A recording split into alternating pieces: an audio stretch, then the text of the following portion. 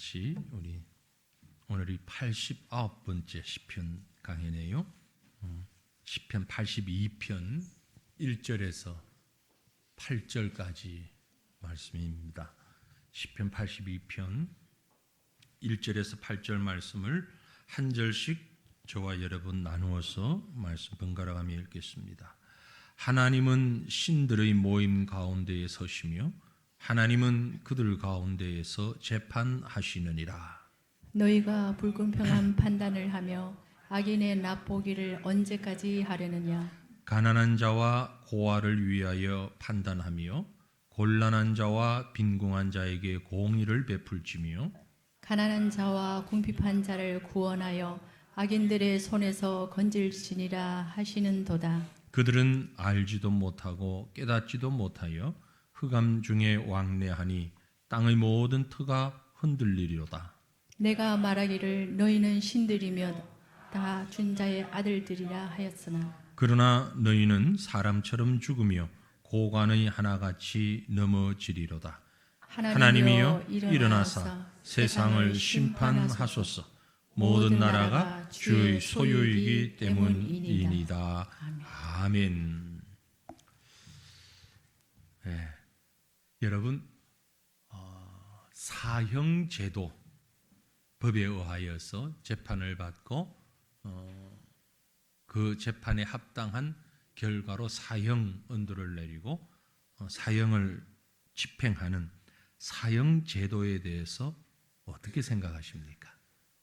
옳다, 그르다, 어느 쪽이죠? 잠도 오는데 투표 한번 해볼까요?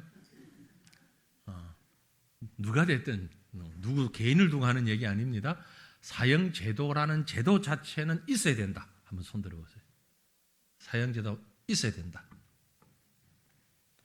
자꾸 눈치 보지 마시고 자꾸 올라가는 게 좋습니다. 그건 없어야 된다.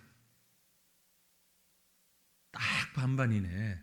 네, 딱 반반입니다. 그럼 제가 지금 뭐라고 결정해서 얘기하면은 절반은 저한테 레이저를 쏘시겠죠. 아닌데. 제도 법률적으로 어찌하든 간에 우리나라는 지금 사형제도가 있습니다. 실제로 법적으로는 사형제도가 있습니다. 그런데 법에 의하여서 사형을 집행한 게 언제냐? 마지막 사형 집행한 게 1997년 12월 30일 마지막으로 사형을 집행을 했고요.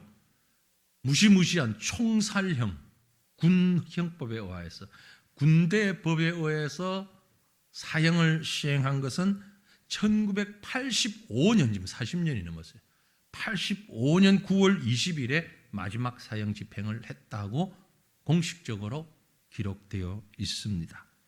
실제적으로 1997년부터 마지막 그 민법에 의해서 사형제도가 되었다면 지금 약 30년 가까이 돼 가잖아요.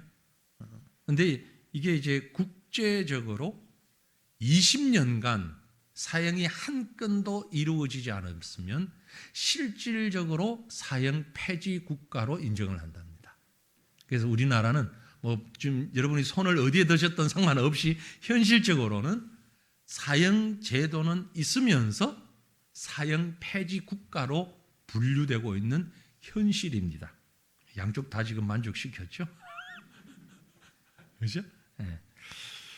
제가 왜 이 말씀을 드리는고 하니까 사형이라고 하는 제도는 아마 손을 찬성하는 분들도 그랬을 겁니다. 꼭 필요하다면 이유는 사회 정의를 위해서, 사회가 바르게 나가기 위해서는 필요하다. 최후의 방법이지만 필요하다. 반대를 하시는 분은 대부분은 그 사람이 판단하는 것이 언제나 옳을 수 있겠느냐. 지금은 옳다고 여기서 사형까지 했어. 그런데 나중에 가니까 아니네, 잘못됐네, 되돌릴 수 없는 부분이기 때문에 사형은 옳지 않다. 이런 주장을 양쪽에서 이제 하는 거죠. 양쪽 다 타당성이 있습니다. 어느 한쪽도 뭐 논리적으로나 이렇게 불합리한 것이 아니고 타당성이 있어요. 중요한 것은 오늘 우리가 말씀드리고 싶은 것은요, 사회 정의를 위해서, 공의로운 사회를 만들기 위해서 사형이라는 제도가 필요하다면 역으로 과연 그 제도가 이 사회를 정의롭게 만드는가?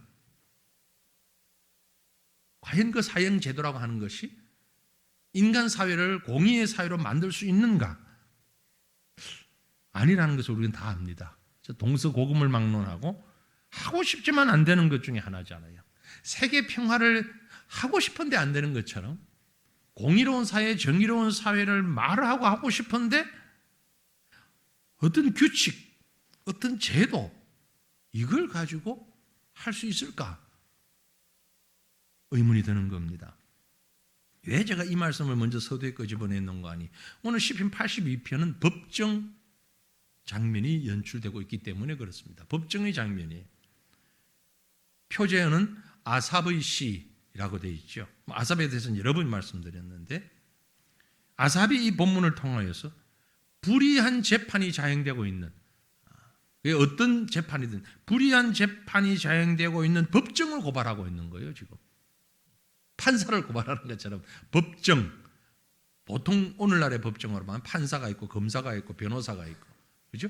죄를 지적하고 그 죄를 들춰내는 사람이 있고 그것에 대해서 반대적으로 변호하는 사람이 있고, 그래야만이 정상적인 재판이 되니까 그것이 무슨 죄이든 간에, 그리고 그것을 판단하는 판사가 있잖아요.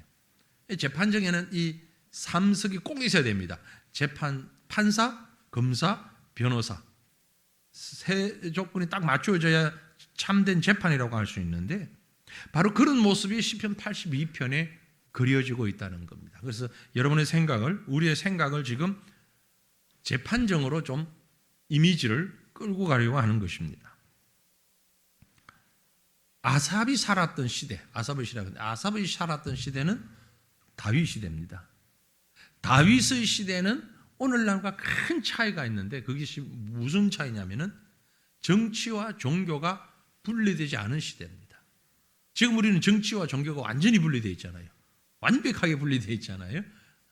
그러나 다윗 시대만 해도 예전에 우리나라도 고대 그랬겠지만 고대 사회로 갈수록 정치와 종교가 분리가 안 돼, 하나가 되어 있는, 다윗 시대 왕이 곧 재판장이에요. 왕이 제사장이고 모든 것을 왕이 다 책임지고 있는 그런 시대.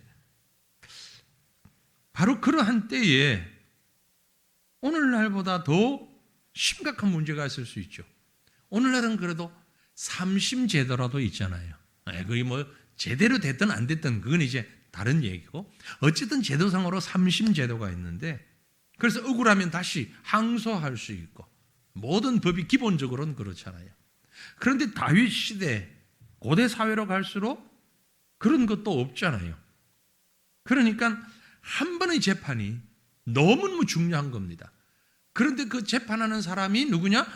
정치인이고 종교인이에요. 종교 지도자고 정치 지도자고 재판하는 사람이고 다 그 사람이에요. 그러면 결국 우리가 안 봐도 충분히 짐작할 수 있는 것이 힘이 있으면, 권세가 있으면 모든 걸 다 지배하게 되지 않습니까? 오늘날과 같이 민주주의 사회다, 정치와 종교가 분리되어 있다, 입법, 사법, 행정이 분리되어 있다, 그래도 지금 현실적으로는 분리되지 않고 그것이 막 섞여서 서로 이런 모습들을 우리나라뿐만 아니고 전 세계 모든 나라들이 다 그런 모습들을, 불완전한 모습들을 보고 있는데, 다윗 정도의 시대 정도라면 이게 다 혼동돼서 섞여 있는 그런 상황이죠. 그럴수록 한 번의 재판, 너무너무 중요한 그런 상황이죠. 오늘 시편 82편을 보면은요, 바로 그런 장면을 묘사를 합니다. 그 장면 가운데 가장 중요한 자리에 있는 분이 누구냐면은 재판장이 누굽니까? 하나님. 공의로우신 재판장으로서의 하나님. 그 하나님의 모습이 그려지고 있습니다. 1절 보세요. 뭐라고 했습니까? 하나님은 신들의 모임 가운데 서시며 하나님은 그들 가운데서 재판하시느니라. 물론 시이기 때문에 시적인 접근을 해서 해석을 해야 합니다. 근데 여기 해석할 내용이 참 많아요. 하나님이 어디에 썼다고요? 신들의 모임 가운데에. 고개가 갸우뚱해져야 됩니다. 하나님 이외에 다른 신이 있습니까? 없습니까? 없잖아요. 신은 유일신 하나님이잖아요. 그런데 그 하나님이 어디 쓰셨냐면은 신들의 모임 가운데 썼다고. 그럼 이 신들은 뭐냐? 이게 도대체 뭘 얘기하느냐? 여러 가지 해석을 할 수 있습니다. 신학자들이 이런 걸 해석하는 게 신학자잖아요. 그렇죠? 아니 하나님이 유일하신 하나님인데 신들의 모임이 있고 그 신들 가운데 썼다니 무슨 얘기냐? 몇 가지 해석이 있는데 대표적인 것들을 얘기하면 이 신들은 이방의 신들, 이방 신들, 우상들, 그들은 곧 실존하지 않는, 우상은 실존하지 않습니다. 신이 참 많잖아요. 그죠? 예, 운동화, 고무신 이런 신 말고 하나님이라고 하는 섬기는 신, 일본 사람들이 섬기는 신이 몇 명인 줄 아세요? 일본 사람들이 섬기는 신 1억이에요. 1억. 1억 개의 신이 있어요. 인도는 더 부자예요. 인도 사람들이 섬기는 신은 몇 명이게요? 3억 3천만이에요. 3억 3천만. 왜냐하면 개개인이 다 신이에요. 내가 신이라고 생각하면 신이에요. 그러니까 결국 그 말은 신이 없다라는 말이에요. 이 논리학에서도 그런 얘기를 하는데 극단과 극단은 사실 같은 게, 우리 정치적으로도 극우주의자가 있죠. 극좌주의자가 있잖아요. 극좌와 극우는 아주 가깝습니다. 제일 먼 게 아니고 제일 가까워요. 지구처럼, 둥근 공처럼. 극좌하고 극우하고는 통하는 게 많아요. 근데 모든 게 신이라는 얘기는요, 신이 하나도 없다는 얘기하고 같은 얘기예요. 그러잖아요. 이해가 잘 안 되세요? 이렇게 이해할게요. 여기 있는 사람은 전부 다 이뻐요. 여기 앉은 분들 전부 다 최고로 이뻐요. 그 말은? 이쁜 사람 하나도 없다는 말하고 똑같은 말을 하니까 똑같은 말인데 기분은 다르죠. 그죠? 전부 다 이쁘게 했을 땐 다 기분 좋고 이쁜 사람 하나도 없어요. 그럼 다 기분 나쁘잖아. 근데 실제는 똑같은 말이에요. 그게 말이에요. 네. 그러니까 우상이라는 건 없어요. 없는데 신을 많이 만들어요. 실존하지 않는 헛된 신이다. 그 말이에요. 그러니까 여기 하나님이 신들 가운데 섰다라는 것은 이방 민족들이 섬기는 신들을 하나님이 심판하신다라는 의미를 가지고 있는 거죠. 또 다른 해석은 이 신들은 영적 권세자들이라고 얘기합니다. 영적 권세자들. 신약적으로 표현하면 세상 주관자들. 즉 악한 사탄 마귀를 보고 하는 거예요. 사탄 마귀가 여러 가지 모양으로 막 일을 하는데 그들을 지금 신들이라고 표현을 했다.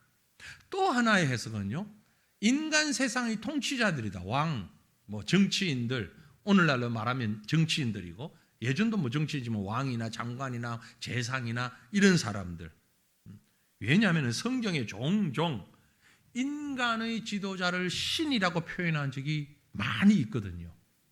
그래서 그렇게 해석하는 사람들은 하나님이 지금 세상을 심판하신다. 세상의 모든 권세자들을 심판하신다.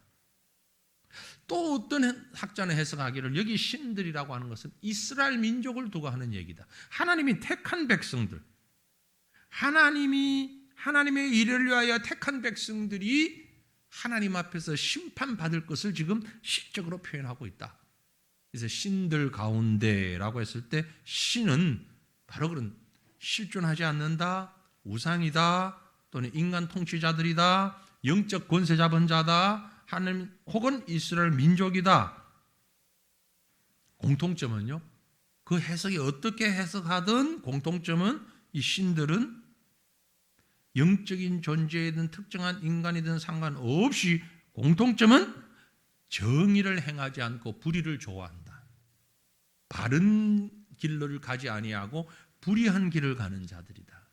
그들을 지금 신들 편에서, 다시 말하면 사탄의 조종을 받는 사탄 편에 선 종들, 사탄의 종들, 그렇게 해석할 수 있다라는 거죠. 그런 신들의 모임 가운데 서셨다. 조금 뒤에 이제 해석을 할 텐데요. 재판관은 주로 어떻게 합니까? 여러분이 법정에 안 가보셨겠지만 영상이나 뉴스든 뭐 영화든 TV든 보면 재판관이 앉아 있습니까? 서 있습니까? 앉아 있잖아요. 동서고금을, 고대를 막론하고 모든 재판장은 앉아서 재판합니다. 그런데 여기 재판장이 서셨다. 설 때는 이유가 있겠죠. 어떨 때 앉아 있어야 될 사람이 서는 이유는요, 화가 났거나 아주 급하거나, 그죠? 아주 급하거나 사람이 너무 많아서 안 보이거나 특별한 경우죠. 그래서 이거는 화가 나, 진노하신 하나님께서 많은 사람들 앞에 적극적으로 뭔가를 말씀하시기 위하여 서셨다. 그렇게 지금 해석을 할 수 있는 겁니다. 왜 그렇게 해석을 할 수밖에 없는 거 하니까 이유가 이어지는 2절 말씀이 있어요. 2절에 뭐라고 하는 거예요? 너희가 불공평한 판단을 하며 악인의 낫 보기를 언제까지 하려느냐. 누구 보고 한 말이에요? 1절에 있는 신들 보고 한 얘기예요. 그 신이 누군가는 여러 가지 영적 설명을 할 수 있는데 앞에 말씀드렸고, 그들을 향하여서 왜 너희가 불공평한 판단을 하며 악인의 낫 보기를 언제까지 하려느냐. 그러니까 아까 말씀드린 대로 지금 하나님께서 정의롭지 못한 불의를 행하는, 그게 사람이든 사탄이든 그게 영적인 모든 존재든 누구든 간에 정의롭지 못한 자들에게 하나님께서 그들을 재판하고 판단하기 위하여 서셨다라는 겁니다. 1절에서 신들이라고 표현한 이유는 그들의 힘이, 그들이 하는 일이 마치 백성들에게 신이 된 것처럼 군림하고 교만한 자들이기 때문입니다.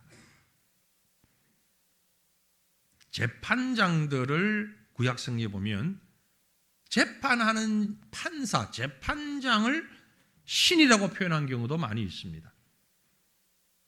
왜냐하면 재판을 하는 자는 하나님의 하실 일을 대리하는 일이기 때문에 그렇습니다. 그런데 그들이 다시 본문으로 들어가 보면 언제까지 하려느냐? 이건 단순히 묻는 게 아니에요. 그래서 신학적으로 해석하기를 언제까지 하려느냐라는 말로 인해서 2절 말씀을 기소장이로 기소하는 방식.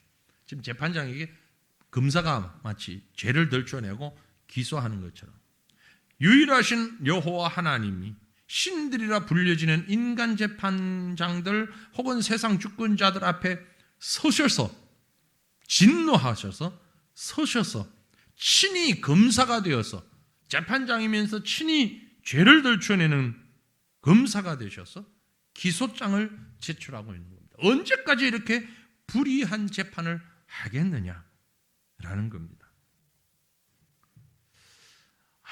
아주 중요하고 너무너무 엄중한 상황입니다. 그래서 재판을 하시는 주님께서 서셨어요. 이 땅에 있는 모든 재판장들, 권세자들 자신의 권한 아래에서 나름의 권력을 행사할 수 있지만 결국 모든 것은 하나님의 심판 아래에 있다는 것을 보여주고 있는 것입니다. 이 말은 세상에서 일어나는 모든 일들, 그 가운데 특별히 수많은 억울한 일들, 너무 힘들고 말 못할 억울한 일들, 하나님은 다 보고 계시고 알고 계신다는 거죠. 하나님이 능력이 없어서 그런 게 아닙니다. 베드로후서 3장 9절에 보면 주의 약속은 어떤 이들이 더디다고 생각하는 것 같이 더딘 것이 아니라 오직 주께서는 너희를 대하여 오래 참으사 아무도 멸망하지 아니하고 다 회개하기에 이르기를 원하신다라고 했어요.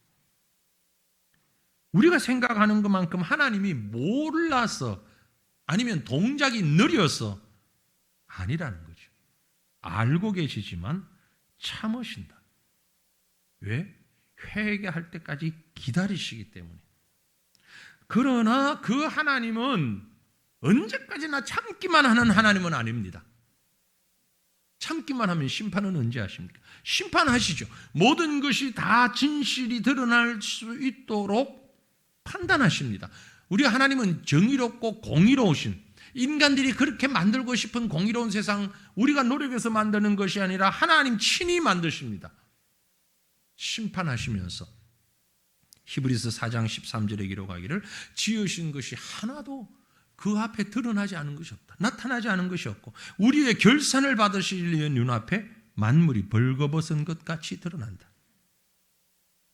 드러나는 일과 드러나지 않은 모든 일을 포함해서 말뿐만이 아니라 행동과 마음에 숨겨져 있던 생각까지도 하나님 앞에 낱낱이 밝혀질 것이라는 것이죠. 부당하게 행한 사람들의 모든 죄, 물론 악한 사회적 여러 가지 상황들, 구조들, 현실들 방관하는 것처럼 왜 하나님이 저 사람들 버려두십니까? 하나님은 도대체 어디서 뭐 하십니까? 라고 생각되어지는 모든 것까지도 하나님이 참고 인내하시지만 때가 되면 벌거벗은 것 같이 다 드러나게 된다는 것입니다. 이 말은 하나님 앞에는 무엇이 없다?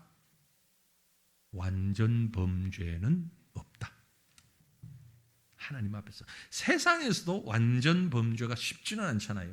제가 정확하게 데이터를 지금 조사해 보지는 못했습니다만 우리나라에서 일어나는 범죄 중에 완전 범죄가 얼마나 되는지, 그 완전 범죄라고 하는 게 결국 드러나지 않는 죄를 얘기하는 것인데, 사건은 일어났는데 범인을 못 잡는 미제 사건이라고 하기도 하고, 그러다가 또 수십 년이 지난 다음에 해결되기도 하잖아요. 그건 완전 범죄가 아니지요. 또 엄격한 의미에서 증거가 있을 때는 완전 범죄 아닙니다. 증거가 있는데도 범인을 못 잡을 때가 있을 뿐이지. 정말 근데 이 세상에서도 우리나라가 참 범죄 검거율이 높다 그러죠. 웬만하면 다 잡는다 그래요. 다 들춰낸다 그러는데, 그럼에도 불구하고 드러나지 않은 죄가 있을 수 있잖아요. 하나님 앞에는요, 완전 범죄는 없다. 어떻게 하냐? 성경이 그렇게 말씀하고 있어요. 어디에? 디모데전서 5장 24절 25절에 어떤 사람들의 죄는 밝히 드러나 먼저 심판에 나아가고 어떤 사람들의 죄는 그 뒤를 따르나니, 다른 말로 얘기하면 시간차는 있을 수 있다. 먼저 드러나고 나중 드러날 수 있다. 이와 같이 선행도 밝히 드러나고 그렇지 아니한 것도 숨길 수 없다. 범죄뿐만이 아니고 선도, 악도 하나님 앞에서 드러나지 않은 것이 없다. 다 드러난다. 이런 이유 때문에, 그래서 우리 성도의 삶은 기본적으로 어떻게 해야 된다? 호람되어의 삶을 살아야 된다. 하나님 앞에서 살아야 한다 라는 얘기를 할 수 있는 겁니다. 자, 그럼 다시 그 시편 82편의 법정으로 들어가 봅니다. 재판장이 서셨고 하나님께서 친히 재판장이시면서 죄를 들춰내는 검사의 역할을 합니다. 그럼 그 기소 내용이 뭡니까? 뭘 기소하고 있어요? 약자들에게 행한 악, 약한 자들에게 행한 악. 2절, 3절, 4절이 기소장입니다. 너희가 불공평한 판단을 하며 악인의 낫 보기를 언제까지 하려느냐? 가난한 자와 고아를 위하여 판단하며 곤란한 자와 빈궁한 자에게 공의를 베풀지며 가난한 자와 궁핍한 자를 구원하여 악인들의 손에서 건질지니라 하시는도다. 이렇게 해야 함에도 마땅한데 그렇게 행하지 아니하고 악인의 낯을 어떻게 볼 수 있겠느냐? 언제까지 악인의 편에 서 있겠느냐? 이게 기소의 내용인 겁니다. 즉 불공평한 판단, 그 내용이 뒤에 있는 거죠.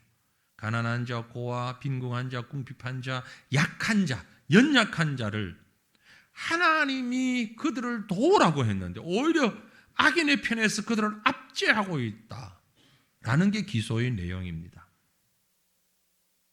하나님께서 권력을 주실 때에 지도자로 세우실 때는 연약한 자를 돕기 위해서 지도자로 세웠는데 왜 판단을 굽게 하여서 그 연약한 자들이 억울하게 만들고 억울함을 토로할 것도 없도록 만들고 있느냐라는 겁니다. 하나님이 원하시는 것은 그게 아니잖아요. 신명기 27장 19절에 객이나 고아나 과부의 송사를 억울하게 하는 자는 어떻게? 저주를 받을 것이다. 뒤에 뭐라고 그랬어요? 모든 백성은 아멘 할지니라. 왜 아멘 안 합니까? 해야 돼요. 객이나 고아나 과부의 송사를 억울하게 하는 자는 저주를 받을 것이라. 아멘 하라 그랬잖아요. 그대로 동의하라 그랬잖아요. 그래서 하나님이 세워주신 거예요. 이 일을 위해서. 정직하지 못하게 이 일을 감당하지 못하는 자는 하나님이 가만두지 않으신다는 얘기죠. 하나님은 어떤 분이냐? 같은 신명기 10장 18절에 보면 고아와 과부를 위하여 정의를 행하시고 나그네를 사랑하며 그에게 떡과 옷을 주시는 하나님. 그런 분인데 오늘 본문의 2절, 3절, 4절에 있는 것처럼 3절, 4절에 있는 것처럼 고아와 과부와 나그네와 억울한 자들을 도와줘야 할 자들이 오히려 도우지 아니하고 그 질서를 깨뜨리고 있으니 하나님께서 그들을 지금 기소하고 있는 거예요. 너희들 죄가 잘못됐다 지적하고 있다라는 거죠. 본래 재판관의 임무는 하나님을 대신하여서 하나님의 성품을 드러내는 게 재판관의 일입니다. 이 재판도 지금 우리가 사는 세상에 있는 법원에 사는 재판도 사실은 그 근원을 따져 올라가면 성경이잖아요. 고대 사회 재판은 성경의 기준을 했으니까 그 성경에서부터 출발되어져 나왔는데 그래서 그 근원을 따져가 보니까 하나님이 왜 재판관을 세웠느냐? 하나님이 하실 일을 세상에서 대행하라고 세워놓으신 거예요. 정치적인 권력자들도 마찬가지입니다. 자기 배불리고 잘 먹고 잘 살라고 자기 욕심 채우라고 정치인들을 세워놓은 게 아닙니다. 권력자들을 세워놓은 게 아니에요. 하나님이 하시는 일들을 실천하라고 세워놓으신 거예요. 그런 면에서 우리 믿는 신실한 믿음의 사람들이 정치 지도자가 많이 나와야 됩니다. 안타깝게도 신실한 믿음의 사람들도 그 동네 가면 그 신실함을 다 잃어버려서 문제가 되는데 물론 안 그런 분도 있긴 하겠지만 대부분이 우리 눈에 보이는 대부분이 그렇잖아요. 그 신실함을 가지고 세상 정치에도 나가서 하나님의 뜻을 대행하라. 이것이 하나님의 명령입니다. 로마서 13장 4절에 보니까 그는 하나님의 사역자가 되어 네게 선을 베푸는 자니라. 그러나 내가 악을 행하거든 두려워하라. 그가 공연히 칼을 가지지 아니하였으니 곧 하나님의 사역자가 되어 악을 행하는 자에게 진노하심을 따라 보응하는 자니라. 그래서 세상의 재판관들도 우리 가운데 혹시 자녀들을 법대에 보내어가지고 재판관을 만들고 싶은 분이 계신다면 법대 보내기 전에 먼저 하나님을 제대로 깨닫게 해야 돼요. 하나님을 제대로 알게 신앙교육을 시켜야 돼요. 말씀에 근거한 재판관들이 아니라면 잘못된 판단을 할 수밖에 없는 거예요. 참 불안한 모습으로 바라볼 수밖에 없는 것이 지금 우리나라 현실에서도 여당에도 야당에도 법조인 출신들이 많이 있습니다. 저분들이 과연 법복을 입고 있을 때에 판사가 됐든 검사가 됐든 변호사가 됐든 법의 일을 감당하고 있을 때 잘 했을까? 잘 했다면 왜 저렇게 다를까? 한 사람은 야당에서 한 사람은 여당에서 극단적인 얘기를 하는데 똑같은 법을 공부한 사람들이 왜 저렇게 다르게 해석을 할까? 결국 그들은 중심이 그 법에 있었던 것이 아니고 자기의 사상이나 자기의 어떤 정치적인 철학, 그게 중심에 있었던 것이죠. 그래서 말씀드리는 것은 하나님의 말씀으로 중심에 서지 않으면 세상 어떤 법도 우리를 바르게 세울 수 없다는 것을 말합니다. 그래서 금방 읽었던 말씀에 그는 하나님의 사역자가 되어야 된다. 목사만 하나님의 사역자가 아니고 대통령도 장관도 판사도 하나님의 사역자, 하나님의 사역자로서 일을 해야 된다. 여러 각자에 맡겨진 자리에서 학교에서 가르치는 교수님들도 선생님들도 회사에서 일하는 사장님들도 모두가 하나님의 사역자들이다. 하나님이 그 자리에서 그 위치에서 일을 하게끔 하셨을 때는 하나님의 사역자가 되어서 하나님이 하시는 일을 베풀라고 보내주셨고 세워주셨다라는 것입니다. 그렇기 때문에 모든 권력이라고 하는 것이 꼭 어떤 힘을 가지고 휘두르는 것만이 정치적인 것만을 얘기하는 게 아니라 모든 권력, 모든 힘은 하나님에 의해서 임명이 되었다라고 성경이 말씀하고 있잖아요. 바로 이 로마서 13장 앞에 1절을 가보면 각 사람은 위에 있는 권세들에게 복종하라. 왜 복종해야 하는가 하니까 권세는 하나님으로부터 나지 않음이 없나니 모든 권세는 다 하나님께서 정하신 바라. 믿는 자의 권세뿐만이 아니고 세상의 권세도 마찬가지입니다. 우리가 세상 지도자들을 위해서 기도해야 할 중요한 이유가 바로 여기에 있습니다. 세상의 권세에 잡은 자들, 지도자들, 그들이 하나님의 법에 가장 가까이 올 수 있도록 기도해야 되는 겁니다. 내가 좋아하는 정치인뿐만이 아니고 좋아하지 않는 정치인이다 할지라도, 심지어 북한을 다스리는 자라 할지라도 북한의 김정은 하나님 앞에 가까이 올 수 있게 인도해 주시옵소서. 하나님을 발견할 수 있게 해 주시옵소서. 아니 내가 좋아하는 그 사람만 아닙니다. 모든 정치인들이. 그래서 우리는 정말 세상이 중심이 아닌 하나님의 나라가 중심이 되어 있는 그런 성도의 본분을 회복해야 되겠다라는 것입니다. 하나님께서요, 우리를 각자의 권력자로 세워주셨습니다. 가장 기본적인 것은 가정이라는 사회의 권력자로, 가정의 아버지로, 어머니로, 가정의 부모로, 자녀들에게는 넘볼 수 없는, 넘어설 수 없는 위치잖아요. 아무리 자녀가 잘나도 부모를 넘어설 수는 없잖아요.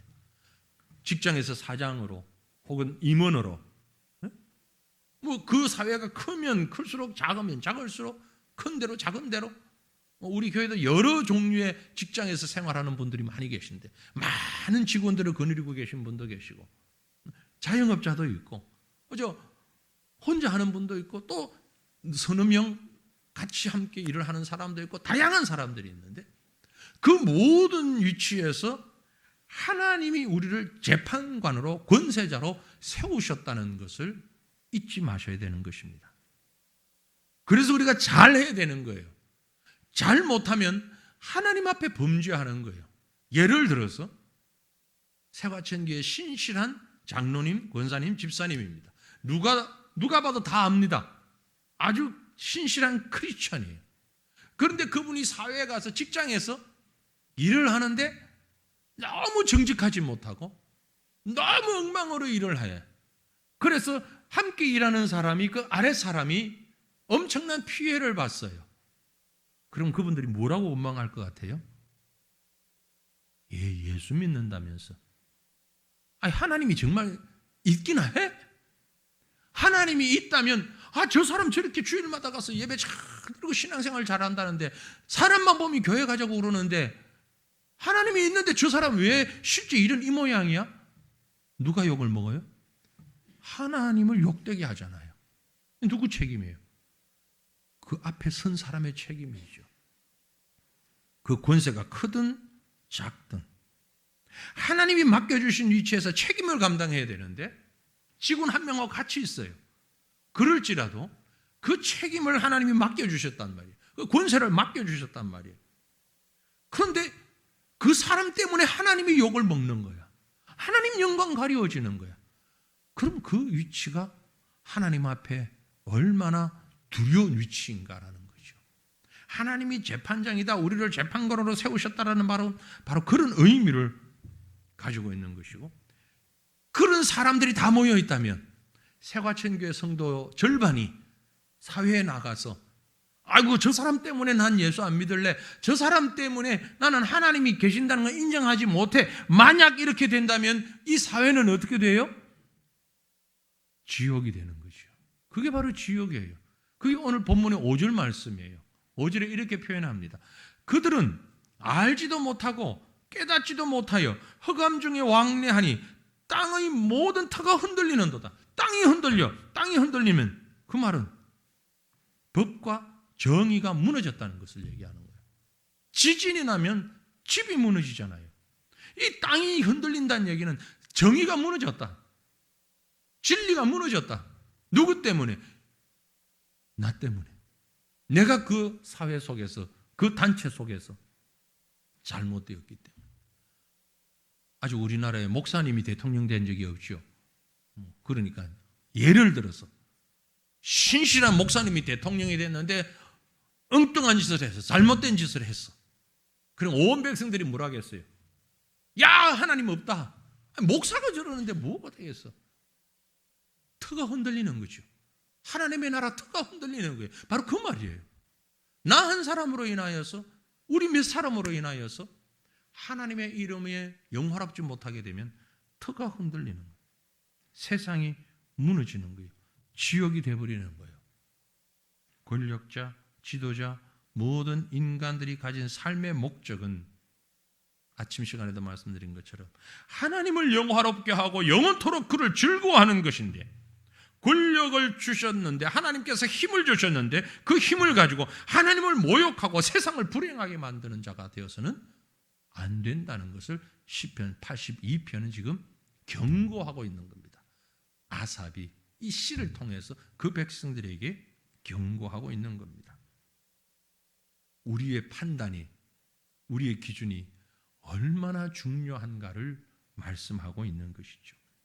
세상 일은 정말 쉽지 않습니다. 그죠? 정말 어려워요.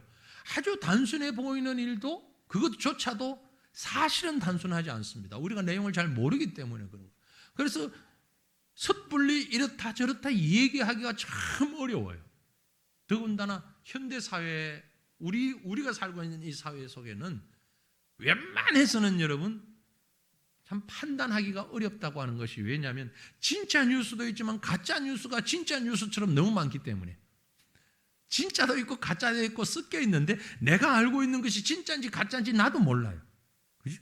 그러니까 그 잘못된 소스를 가지고, 그걸 가지고 판단하는 것이, 우리의 판단이 얼마나 잘못될 수도 있고 바를 수도 있고 쉽게 우리가 판단하기가 어려운 것인데, 그래서 하나님께 여쭙고 하나님 앞에 나올 수밖에 없는 거죠.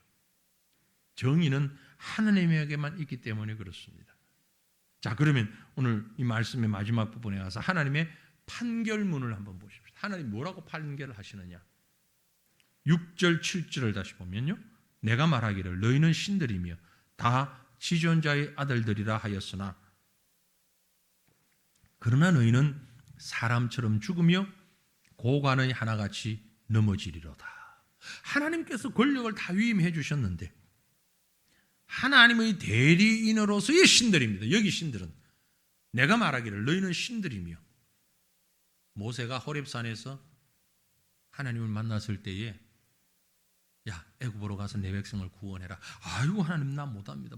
거기 바로가 있는데 내가 어떻게 그 길을 갑니까? 나 바로에게 바로 찍혀가지고 광야에서 이렇게 지금 40년을 숨어 지냈는데 내가 바로에게 어떻게 갑니까? 그랬더니 하나님이 모세에게 하신 말씀이 뭐예요? 내가 너로 바로에게 신이 되게 하겠다 말씀했잖아요. 내가 너로 바로에게 신이 되게 하겠다. 모세가 신 됐다는 얘기 아니에요. 그 말은 하나님의 대리자로 보낸다. 자, 내가 너에게 임명장 주마. 대사로 가. 그 말씀이에요. 하나님의 임명장을 받는다는 얘기예요. 여기 내가 말하기를 너희는 신들이라, 하나님의 임명장을 받았다 이 말이에요. 지존자의 아들이라, 하나님의 아들이라, 하나님의 자녀라 임명장 받았습니다. 그러나 너희는 사람처럼 죽으며 고관의 하나같이 넘어지리로다. 하나님, 내가 신이 아닌데 어떻게 그 신의 행사를 합니까? 그래, 내가 알아. 너희가 연약한 죄인이라는 걸 알아. 그럼에도 불구하고 하나님의 마음을, 하나님의 일을 표현해야 돼. 그 일을 감당해야 돼. 이게 사명이야. 그리고 하나님이 주셨다는 것입니다. 결국 하나님의 판결문은요, 내가 너희에게 다 위임했어. 제대로 해야 돼. 비록 완벽하게는 못할지라도 제대로 해야 돼. 너희는 사람이기 때문에, 죄인이기 때문에 죽을 수밖에 없고, 다른 사람들처럼 넘어질 수도 있어. 잘못될 수도 있어. 그러나 하나님의 아들로, 하나님의 자녀로, 하나님의 권한을 받은 자로 제대로 감당해야 돼. 그 말을 하고 있는 겁니다. 그런 면에서 여러분, 하나님이 우리에게 주신 위치의 무게, 직분의 무게라고 하니까 너무 부담스럽게 여기실지 모르지만 하나님 입장에서 주셨을 때 무게, 부모로서의 무게, 가장 가까이, 형제로서의 무게, 성도로서의 무게, 그 책임감, 그걸 잘 감당하라는 것입니다. 왜냐하면 나의 부주의함으로, 나의 이 사명 감당하지 못함으로 하나님의 영광을 가릴 수 있기 때문에 그런 것이죠. 똑같은 얘기로 여러분이 책임을 맡은 자가 아니고 그 책임자의 밑에서 그 책임자와 함께 일하면서 너무너무 억울한 일을 당하였다고 할지라도 그럴 수 있잖아요. 네? 여러분의 사장님이 아니에요. 직원이에요. 그런데 그 사장이 너무 잘못된 일을 하는데 어쩔 수 없이 내가 당할 수밖에 없어요. 더군다나 그 사장이 모 교회의 아주 중직이래요. 어디서 말할 수도 없고 어떻게 믿는 사람이 저럴 수 있나? 너무 고통스러울 때 하나님이 계십니까? 하나님 계시면 어떻게 이럴 수 있습니까? 나도 하나님 믿는데. 그런 억울함과 괴로움으로 고통스러워하고 있을 때 우리가 신뢰할 수 있는 것이 하나 있습니다. 앞에서 이미 우리가 본 것처럼 하나님의 심판이에요. 사람들은 몰라도, 사람들은 외면해도 하나님은 그렇지 않다는 거죠. 모든 걸 다 아신다는 겁니다. 그 하나님이 외면하지 않으심을 위로받으시기를 바랍니다. 하나님이 나와 함께 하십니다. 참 다른 사람 때문에 고통스럽고 힘들고 어려운 분들을 위해서 하나님이 이런 말씀을 우리에게 주십니다. 데살로니가 후서 1장 6절로 8절 말씀인데요.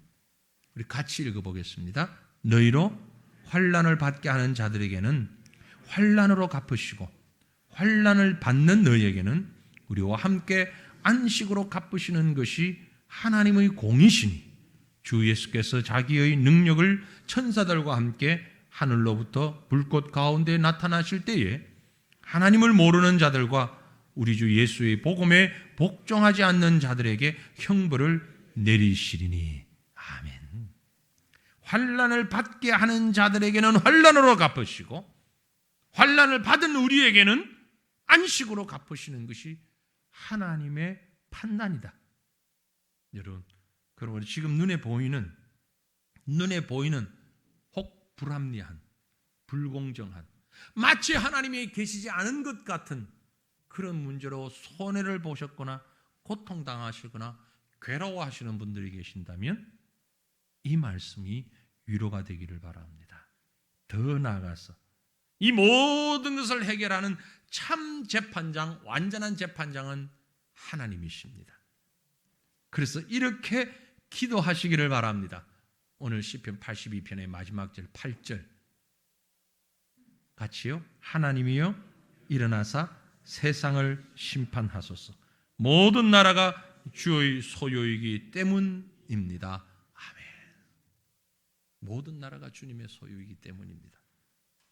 오후 예배 전에 잠깐 이렇게 페이스북을 보는데 어떤 분이 올려놓은 영상을 보고 좀 화가 났어요. 왜냐하면 기독교 방송국에서 다른 기독교 방송국에서 뉴스를 하면서 아직도 창조론을 믿는 사람들이 있느냐는 투로 얘기를 하는 거예요. 불교 방송 아니고요. 기독교 방송에서 아니 창조론을 얘기하면 선교의 길이 막힌다는 거예요. 이해가 되세요? 화가 나요, 안 나요? 공영방송 아니고 기독교 방송에서 뉴스 시간에 그런 말을 뱉는 걸 보니까 제가 화가 날 수밖에 없어요. 당연히 성경은 하나님의 창조를 얘기하는데 그거 얘기하면 선교 안 된다는 얘기. 도대체 뭘 선교하려고 하는 거지 이분들은? 그런 생각이 들어요. 이분들이 생각하는 선교라는 게 도대체 뭐지? 뭐가 선교길래? 성경이 분명하게 말씀하고 있는 창조론을 거부하면서 지구가 수십억 년, 수백억 년 됐다는 거예요. 네. 창조과학자들이 다 틀렸다는 거예요. 창조론 얘기하는 건 아주 무식한 소리라는 거죠. 지금 뭐 수백억 년 이렇게 된 지구를 가지고 그런 철진한 얘기를 하게 되면 선교의 길이 막힌다. 화 나겠어요? 안 나겠어요? 다른 것도 아니고 그래서 그 방송국을 위해서 기도도 안 할 분들은 어떤 도움도 안 주려고 그래요. 지금까지 준 적도 없지만 이제 교단적으로도 우리가 뭘 좀 하잖아요. 이 방송은 기독교 방송으로 인정하지 말자 그러고 싶어요. 어떻게 버젓이 기독교 방송이라는 이름을 달고 그런 얘기를 하냐고요. 그런데 하나님이 화내지 말라고 그러더라. 왜? 오늘 설교는 바로 이 말씀이 하나님이여 일어나사 세상을 심판하소서. 모든 나라가 주님의 소유입니다. 하나님이 반드시 심판하실 것입니다. 하나님이 심판하실 거예요. 사람들이 어떤 얘기를 해도 하나님께서 모든 것을 해결해 주실 줄로 믿고 그 앞에 모든 것 다 내려놓고 하나님의 때가 아직 되지 아니하였을 뿐. 그래서 아삽이 수천 년 전에 아삽이 다윗 시대에 살던 아삽이 이 시를 지으면서 마지막 결론을 그렇게 해줬잖아요. 하나님이여 일어나서 세상을 심판하소서. 모든 것이 하나님의 소유입니다.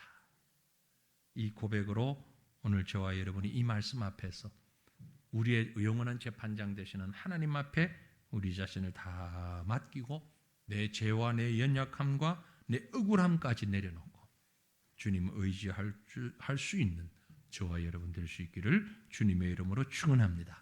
우리 함께 기도합니다. 한 마음으로